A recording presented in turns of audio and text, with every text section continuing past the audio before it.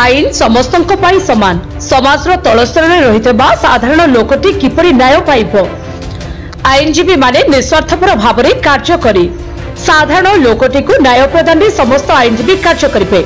एने Paradip bar association शपथ ग्रहण समारोह में समस्त आईनजीवी माने शपथ करिसेंति। पारादीप बार एसोसिएशन 2023-24 वर्ष पाई नवनिर्वाचित कर्मकर्ता मानकर शपथ ग्रहण उत्सव एवं साधारण बैठक शुक्रवार दिन पारादीप पोर्ट क्लब परिसर में महासमारोह अनुष्ठित हो जाइए। आज बैठक आमर ओडिशा स्टेट बार काउंसिल नियम अनुଯାयी प्रत्येक वर्ष निर्वाचन ए वर्ष 24 और 25 में निर्वाचन सरी जाइए। तार फलाफल पर नियम अनुଯାयी गोटे शपथ ग्रहण उत्सव हुए से शपथ ग्रहण उत्सवटा आज बैठक आज मुख्य विषय। द्वितीय कथा ओडिशा स्टेट बार काउंसिल जी कि आमको आफिलेसन देइछि बा बार मान्यता प्राप्त करैछन्ति ताको पाखुर एक चिठी आसीछि जे प्रत्येक वर्ष जो बार इलेक्शनटा होउछि तापई विभिन्न समस्त बार निज निजर बैठक करी सहमति प्रदान करी जे गोटे वर्षिका हबो ना 2 वर्षिका हबो।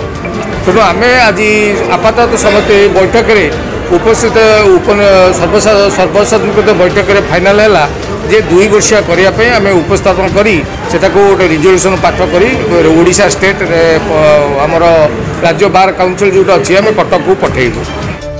निर्वाचन अधिकारी गोराचांद सिंह निर्वाचित कर्मकर्ता को शपथ पाठ कराइथिले। एही कर्म रे सभापति भावे वरिष्ठ आईनजीवी हेमंत कुमार साहू, उपसभापति भावे बसंत कुमार विश्वाल एवं कैलाश चंद्र साहू, साधारण संपादक तपन कुमार दास, आईनजीवी गोलोक बिहारी सुतार एवं रविंद्र कुमार जेना, गोपीनाथ मल, प्रशांत कुमार दास प्रमुख विभिन्न विभाग रे संपादक भाव में शपथ पाठ करथिले एवं प्रमोद कुमार मिश्र, संजय कुमार मिश्र, हेमंत कुमार परिडा, रवि नारायण स्वाई, प्रियव्रत लेंका एवं दीपक बेहरा कार्यकारी कमिटी सदस्य भाव में शपथ ग्रहण करथिले। एही अवसर में समस्त कार्यकर्ता मानक एसोसिएशन पक्षरु संबर्धित करा जायतिला। आज पारादीप बार एसोसिएशन शपथ ग्रहण उत्सव होइतिला एवं ता सहित जनरल बॉडी मीटिंग भी संपादन हो जाइछि।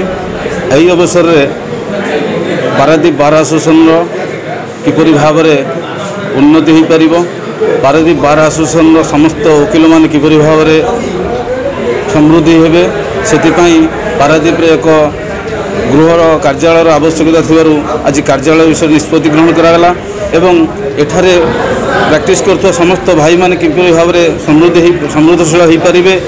आमर जो राज्य सरकार जो प्रस्ताव थिला एठारे एक कोर्ट प्रतिष्ठा होबा पई ताहा एपर्यंत प्रोसेस अच्छी आम समस्ते संकल्पबद्ध हेलु पारादीप रे किपरि भाव में कोर्ट प्रतिष्ठा हो एवं आम समस्त वकील भाई माने एठारे किपरि भाव में प्रोफेशन को आगू नहीं पारे ता प्रति समस्त संकल्पबद्ध भाव आज निष्पत्ति ग्रहण करागला।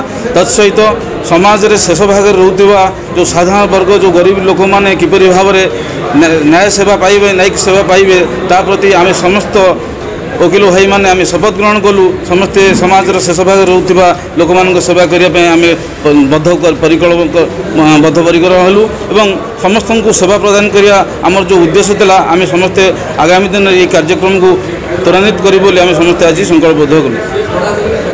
एहापरे आयोजित साधारण बैठक में पारादीप बार एसोसिएशन समस्त सदस्य उपस्थित रही पारादीप रे कोर्ट प्रतिष्ठा कार्य को त्वरान्वित करने उपरे गुरुत्वारोप करथिले।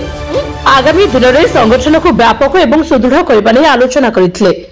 दुर्योधन राणा बार एसोसिएशन प्रस्ताव पाठ करथिले एवं बार एसोसिएशन निर्वाचन 2 वर्ष रे थरे अनुष्ठित करबा पई प्रस्ताव गृहीत होइतिला। शेष में प्रशांत कुमार दास धन्यवाद अर्पण करथिले। हमर आज चतुर्थ शपथ ग्रहण उत्सव पारादीप बार एसोसिएशन आमर आज पोर्ट क्लब अनुष्ठित होता। एथिरे आमर सबु बंधुगण मोर वकील बंधुगण जो माने कि मत चतुर्थ थर सभापति कर तेणु मुझे चिर रूढ़ी और कृतज्ञता ज्ञापन करुँच।